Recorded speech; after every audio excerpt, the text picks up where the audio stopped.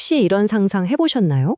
주로 글을 쓰거나 대화하는 데 쓰이는 AI가 갑자기 주식 시장의 흐름이나 내일의 날씨를 정확하게 예측하는 거예요. 좀 공상과학 같죠?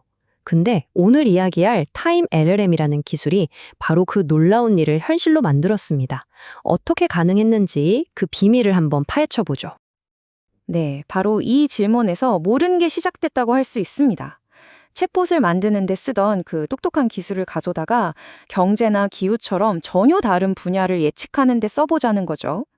이게 성공만 한다면 그 잠재력은 정말 어마어마할 텐데, 물론 해결해야 할 문제도 만만치 않았습니다. 자, 그럼 이 아이디어가 왜 그렇게 대단한 건지 제대로 이해하려면요. 먼저 기존의 예측 모델들이 어떤 벽에 부딪히고 있었는지부터 살펴볼 필요가 있습니다. 예측 기술은 사실 우리 주변 모든 곳에 필요하잖아요. 기후변화부터 금융시장까지요. 근데 기존의 AI 모델들은요, 한 우물만 파는 장인 같았어요. 예를 들어서 전기 사용량을 예측하도록 훈련된 모델은 주가 예측은 전혀 못하는 거죠. 우리가 진짜 원했던 건 어떤 데이터든 유연하게 분석하고 예측하는 만능 해결사였는데 이 둘 사이의 간격이 너무나도 컸던 겁니다. 이게 바로 큰 걸림돌이었죠. 그래서 연구자들이 이 만능 해결사의 후보로 눈을 돌린 게 바로 LLM, 즉 거대 언어 모델이었습니다. 근데 정말 완벽해 보였던 이 계획에 아주 치명적인 역설이 하나 숨어 있었습니다.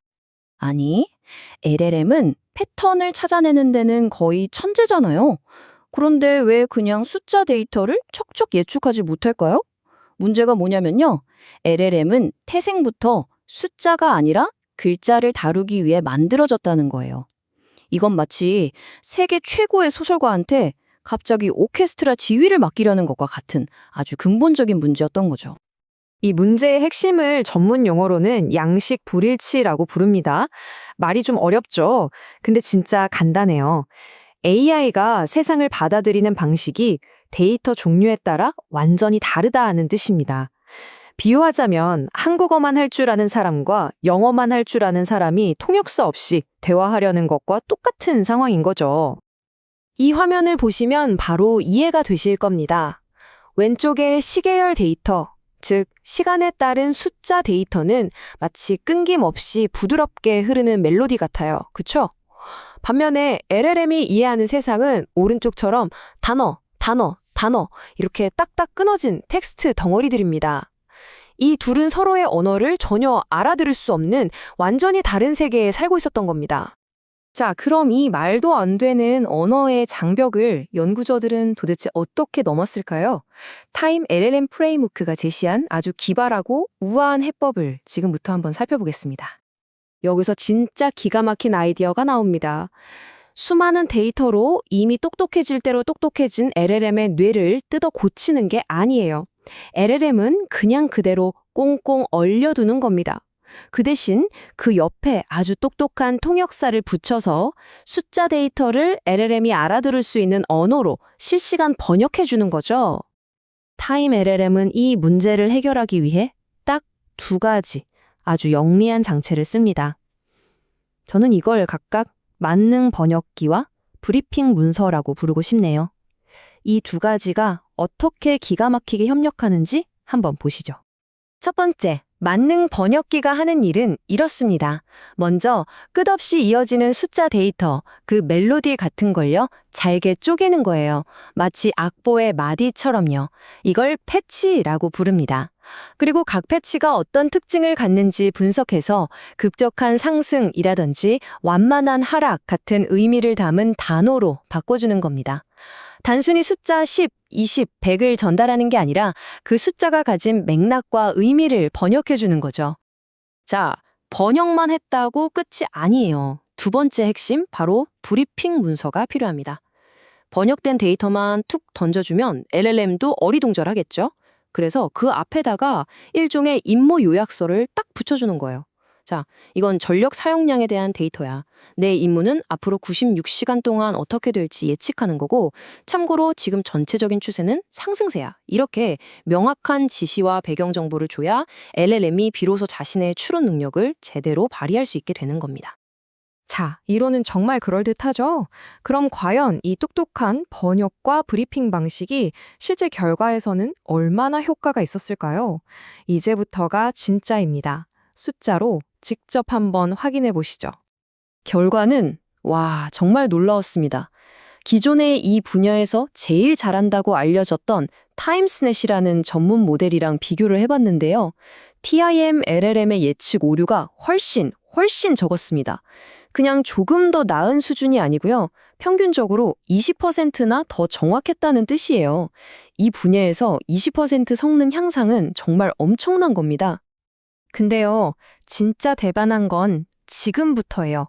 타임LLM의 진짜 실력은 데이터가 거의 없거나 아예 처음 보는 데이터를 만났을 때, 그러니까 아주 극한의 상황에서 드러났거든요.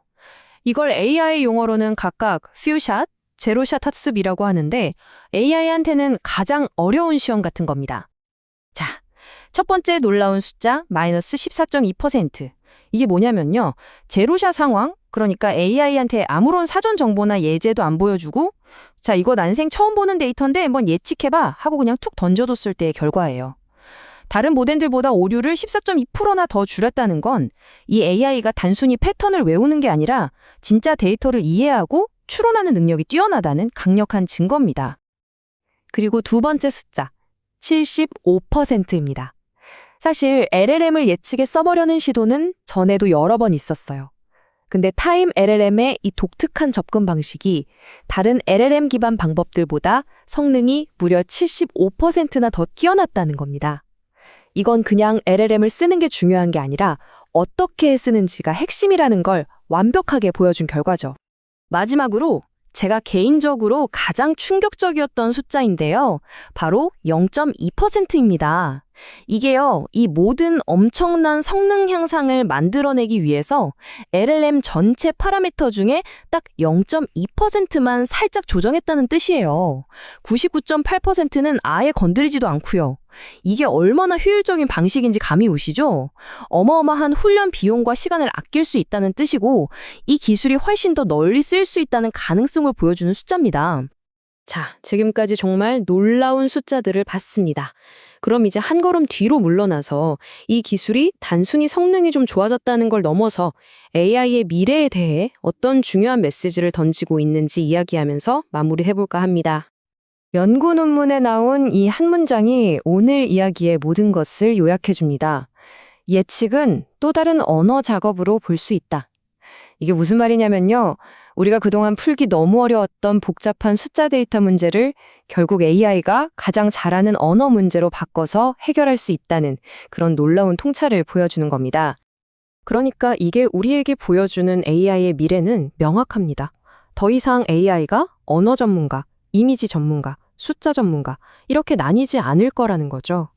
글자, 숫자, 이미지, 소리까지 이 모든 걸 하나의 모델이 동시에 이해하고 중합적으로 추론하는 그런 진정한 의미의 범용진영으로 가는 길을 타임 LLM이 활짝 열었다고 볼 수 있습니다.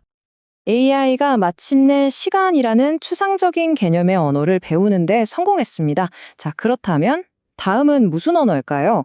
우리 몸속 DNA에 숨겨진 유전자의 언어? 아니면 신약을 만드는 복잡한 분자 구조의 언어? 어쩌면 이 질문이야말로 타임 LLM이 우리에게 던지는 가장 흥미롭고 위대한 미래가 아닐까 싶습니다. 오늘 이야기는 여기까지입니다.